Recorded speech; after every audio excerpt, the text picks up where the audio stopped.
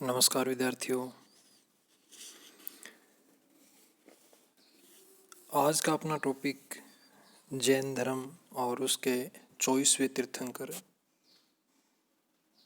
महावीर स्वामी से संबंधित है।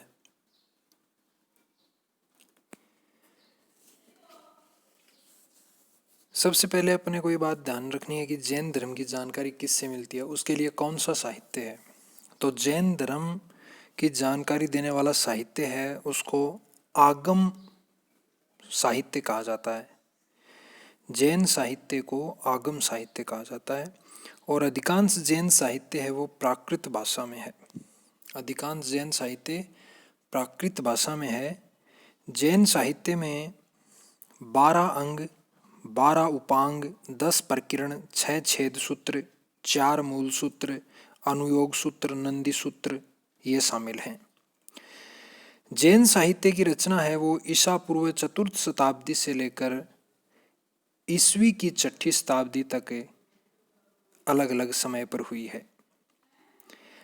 इनमें जैसे कुछ ग्रंथ हैं वो ज़्यादा महत्वपूर्ण हैं तो उनकी अपन चर्चा करते हैं। जैसे एक नाम आपने सुना है आचरांग सूत्र। आचरांग सूत्र में जैन भिक्षु भिक्षुणियों के आचरण संबंधी नियम और विधि निषेधों का उल्लेख है। एक नाम आपने सुना है भगवती सूत्र। भगवती सूत्र है उसमें महावीर स्वामी के जीवन की घटनाओं और समकालीनों के साथ उनके संबंधों का वर्णन है। जो समकालीन व्यक्ति थे, राजा थे या अन्य जो धार्मिक साधु संत थे, उनके साथ उनके संबंधों का भगवती सूत्र में वर्णन है। अगला जैसे ग्रंथ है नया धम्म कहा या इसका दूसरा नाम है ज्ञाता धर्म कथा। नया धम्म कहा या ज्ञाता धर्म कथा जो ग्रंथ है उसमें महावीर स्वामी की शिक्षाओं और उपदेशों का वर्णन है। अगला ग्रंथ जैसे आपने नाम सुना है उवास गदसाओ। उवास गदसाओ या उपासक दशा। इस ग्रंथ में जैन उपासकों के नियम और निषेधों का वर्णन है। जैन उपासक यानी जैन उपासक उनको कहते हैं जो गृहस्थ जीवन जीते हुए जैन धर्म के अनुयायी हैं, और जो गृह त्याग कर देते हैं, भिक्षु भिक्षुणी बन जाते हैं, वो जैन भिक्षु भिक्षुणी हैं। एक ग्रंथ का नाम आता है प्रश्न व्याकरण।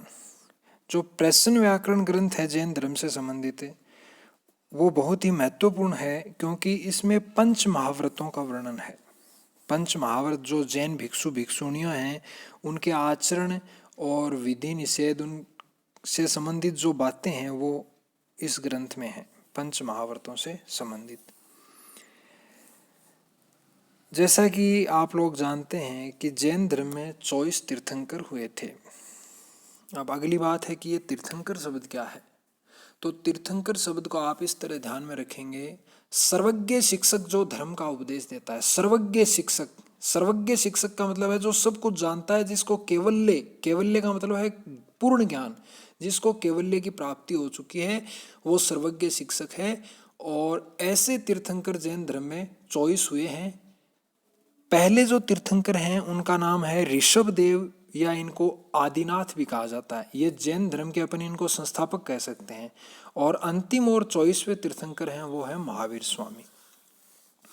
महावीर स्वामी से जस्ट पहले जो 23वें तीर्थंकर हैं उनके बारे में भी हमें थोड़ी जानकारी मिलती है। जैसे कि 23वें तीर्थंकर थे वो पार्श्वनाथ थे, जिनका जन्म काशी, उत्तर प्रदेश में स्थित काशी में हुआ और उनको काशी के पास स्थित समेध पर्वत पर केवल्य यानी पूर्ण ज्ञान की प्राप्ति हुई।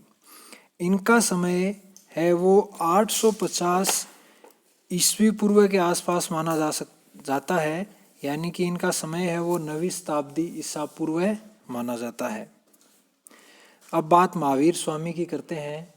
महावीर स्वामी है, इनको बौद्ध साहित्य में निगंठनाथपुत के नाम से पुकारा गया है। बौद्ध साहित्य में निगंठनाथपुत के नाम से पुकारा गया है। महावीर स्वामी को हम जैन धर्म के प्रवर्तक नहीं कह सकते, क्योंकि जैन धर्म के प्रवर्तक तो कौन थे, ऋषभ देव या आदिनाथ। महावीर स्वामी हैं वो 6ठी शताब्दी ईसा पूर्व के जैन आंदोलन के प्रवर्तक कहे जा सकते हैं।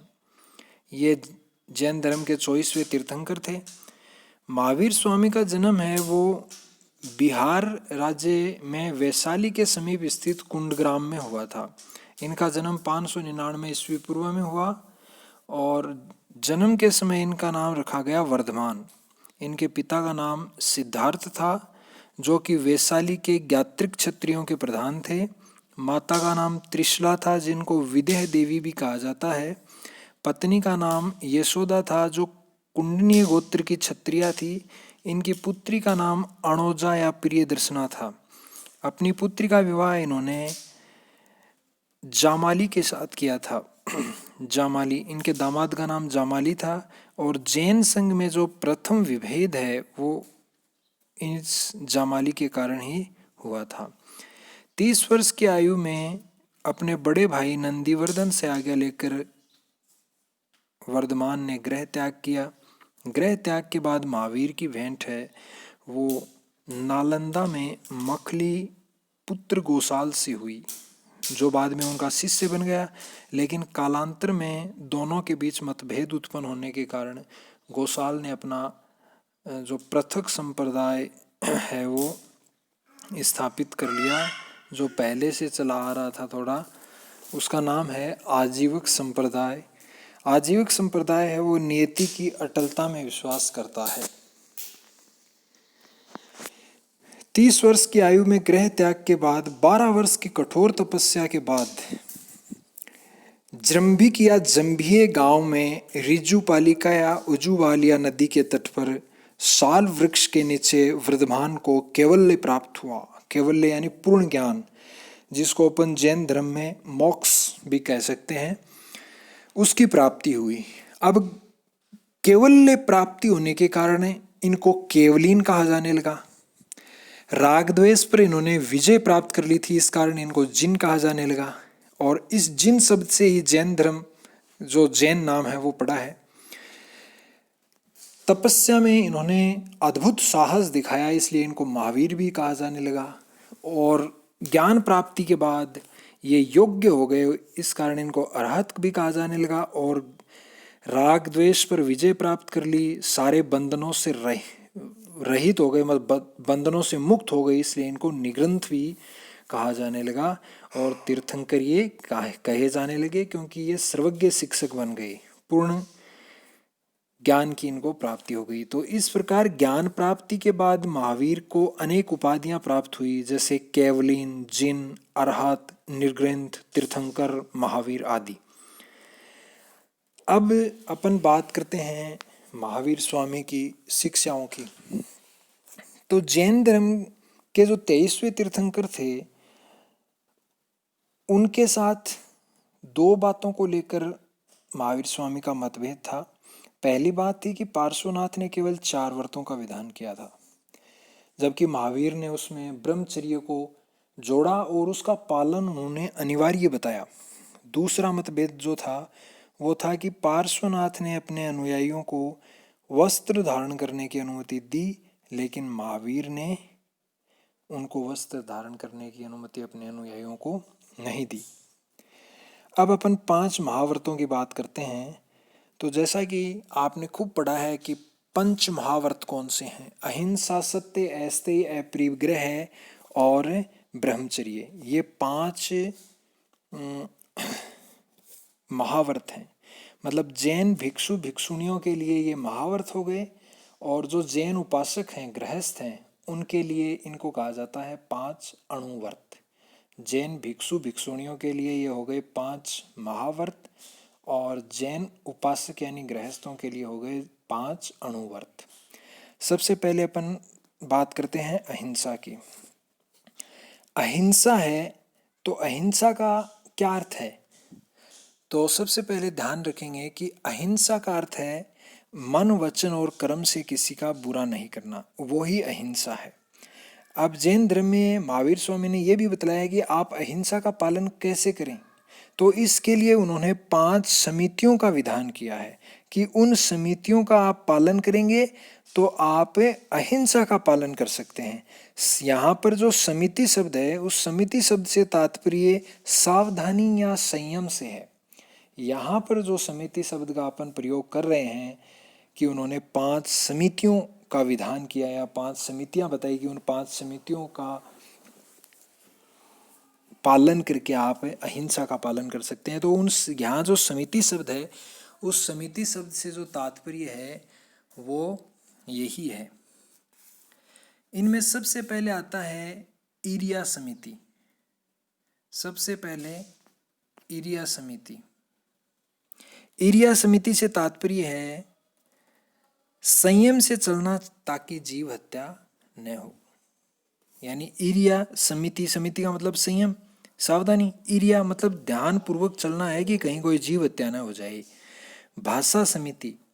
भाषा समिति से तात्पर्य है भाषा यानी संयम से बोलना ताकि किसी को बुरा न लगे। ऐषणा समिति। ऐषणा समिति से तात्पर्य है संयम से भोजन ग्रहण करना ताकि भोजन ग्रहण करते समय कोई जीव हत्या या अहिंसा न हो जाए, या अन्न है वो झूठा नहीं जाए या व्यर्थ न जाए। आदान निक्षेप समिति। आदान निक्षेप समिति यानी संयम से सभी वस्तुओं को उठाना और रखना। इसके बाद जो अंतिम समिति है वो है व्युत्सर्ग समिति। व्युत्सर्ग समिति का मतलब है कि जो मलमूत्र का त्याग करें उसमें भी संयम रखें और ध्यान रखें कि कहीं कोई जीव की हत्या उस मलमूत्र त्यागने से तो नहीं हो रही। तो इन 5 समितियों का पालन करके हम अहिंसा का पालन कर सकते हैं। दूसरा जो महावर्त है वो है सत्य। सत्य का मतलब है असत्य का परित्याग, यानी असत्य को त्यागना ही सत्य है। ऐस्ते, ऐस्ते का मतलब है चोरी का निषेध, यानी चोरी नहीं करनी है। अपरिग्रह, धन संचय का निषेध। अपरिग्रह, धन संचय का निषेध यानी धन का संचय नहीं करना है, क्योंकि धन से विभिन्न प्रकार की वासनाओं का जन्म होता है, इसलिए धन का संचय नहीं करना है। ब्रह्मचर्य। ब्रह्मचर्य का मतलब है कि इच्छाओं और वासनाओं पर इंद्रियों की सहायता से नियंत्रण स्थापित करना। तो ब्रह्मचर्य का मतलब है इच्छा